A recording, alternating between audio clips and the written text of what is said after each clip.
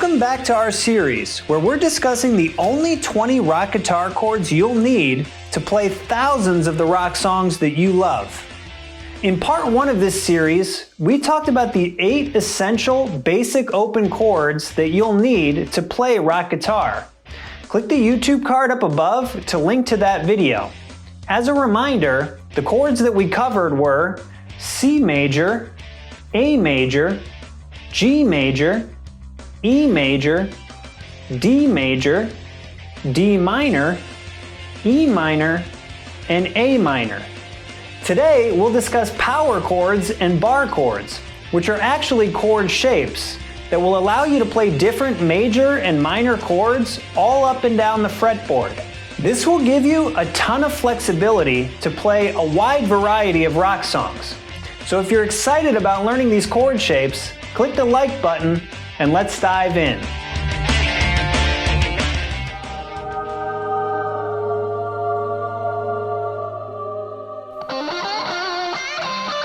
Let's take a look at power chords first. Power chords are used throughout all of rock music and are especially popular in the alternative rock genre. A power chord is a chord that's really only going to use 2 notes, the first note of a scale and then the 5th note of a scale. So how you're going to play it is you'll put your first finger on a particular fret. In this case, we're starting on the F, so that's 1st fret of the 6th string. And then what you're going to do is put your ring finger 2 frets up and a string over. So in this case, it'll be the ring finger on the 3rd fret of the 5th string.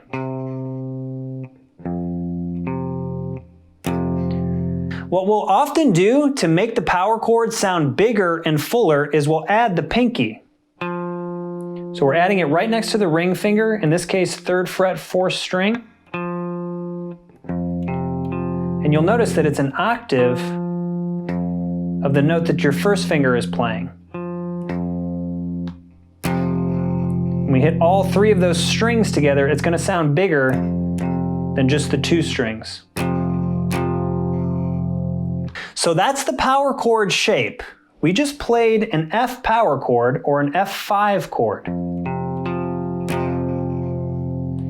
Now we can move that exact same positioning all over the fretboard to play a variety of different power chords.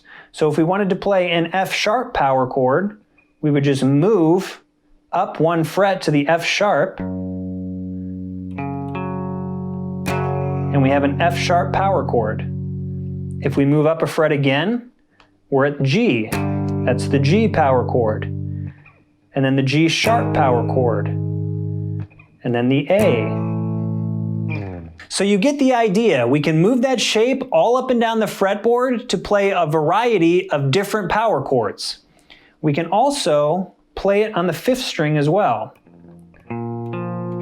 Same structure. So 1st finger on the 1st fret in this case, then down 2 frets to the 3rd on the 4th string, then we include the pinky, 3rd on the 3rd string. So that would be a B flat power chord. If we move it up a fret, that's a B power chord, and then a C power chord, and so on.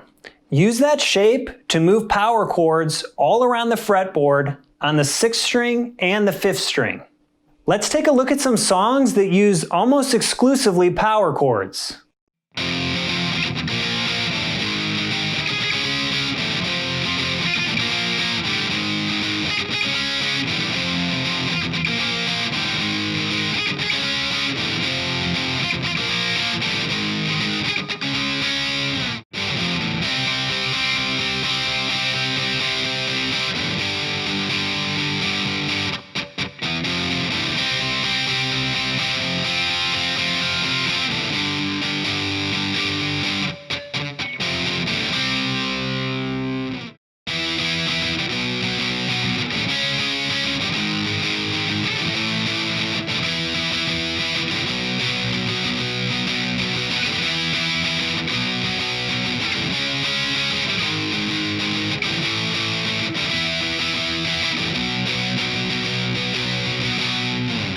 Let's take a look at bar chords next.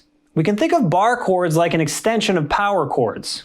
So what we'll be doing is we'll be playing that power chord shape that we just learned, and then we'll add our middle finger, in this case to the 2nd fret of the 3rd string. So that's 1 fret below your 1st finger. And we call them bar chords because we're going to push all of the strings down on the fret that the 1st finger is on. So that way we can also play that fret on the 2nd string and 1st string. So all together we have this. We have 1st finger, in this case, on the 1st fret of the 6th, ring finger, 3rd fret of the 5th, pinky, 3rd fret of the 4th, middle finger, 2nd fret of the 3rd, and then the bar is pushing down 1st fret of the 2nd and 1st fret of the 1st. When we ring all those notes out together, in this case we're playing an F major bar chord. Now what do we do if we want to play a G major bar chord? Well, we find the G on the fretboard. G is here. We keep that exact same shape that we just played the F with. And now we have a G major chord. And if we want to play an A major bar chord, we go up to A, holding the same shape, and we have an A major bar chord.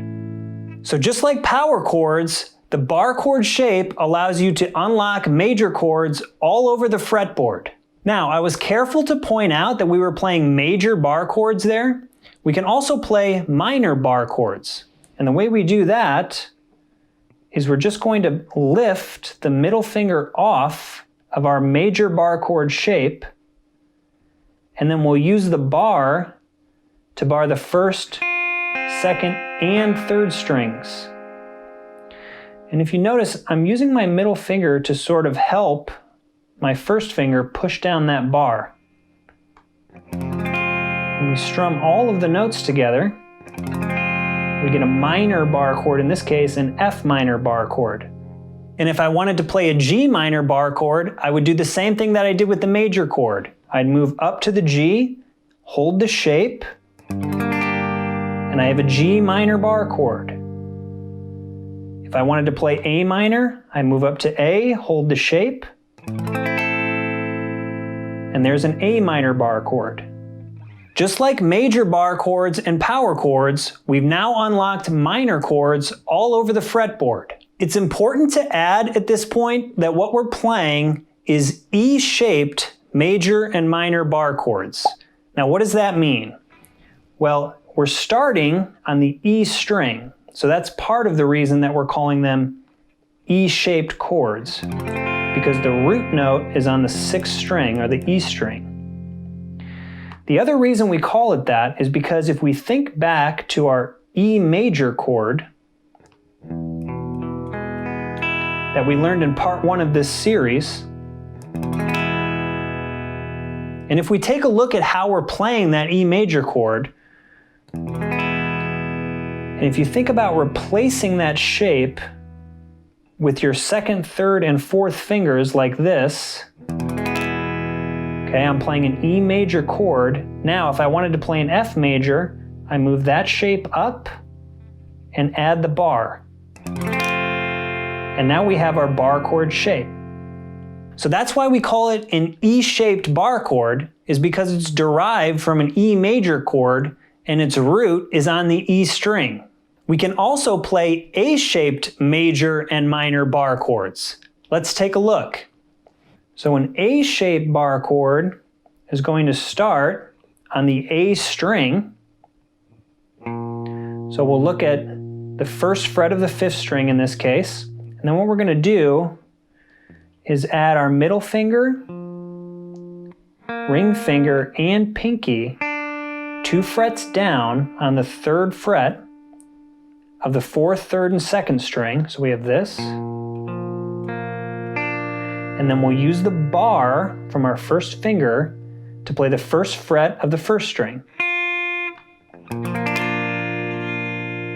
That chord is a B flat major chord, using an A-shaped bar chord to play it.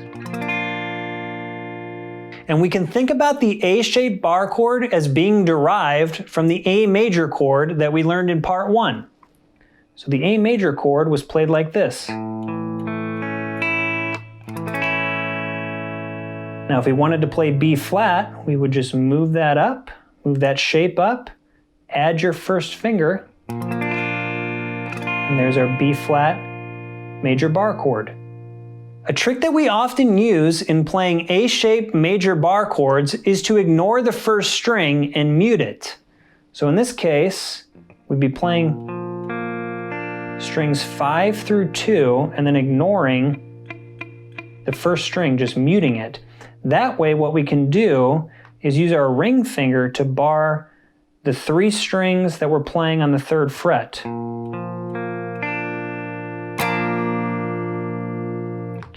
And that's going to make it much easier to transition between chords when you want to grab an A-shaped major bar chord. And let's talk about the A-shaped minor bar chord. So in part 1 we learned the A minor chord. If we replace our fingering with fingers 2 through 4, okay, that's the A minor chord, and then we can move that shape up, add the bar, and here we have a B flat minor bar chord. If I wanted to play the C minor chord, I can move that same shape up to the C with my first finger. That's a C. Play the shape, and there's a C minor bar chord. So now we know how to play E-shaped major and minor bar chords, and we also know how to play A-shaped major and minor bar chords. And we can mix between the two. So if I wanted to play a C major chord, I could play an A-shaped bar chord at C on the 5th string, okay, either this way or kind of the cheated way. Or I could play it on the 6th string and use an E-shaped chord. So I can play it on the 8th fret here, using my E-shaped bar chord. So that's the exact same chord as that. It has a little different voicing, but those are both C major chords. Let's take a look at some songs that use a variety of different bar chords.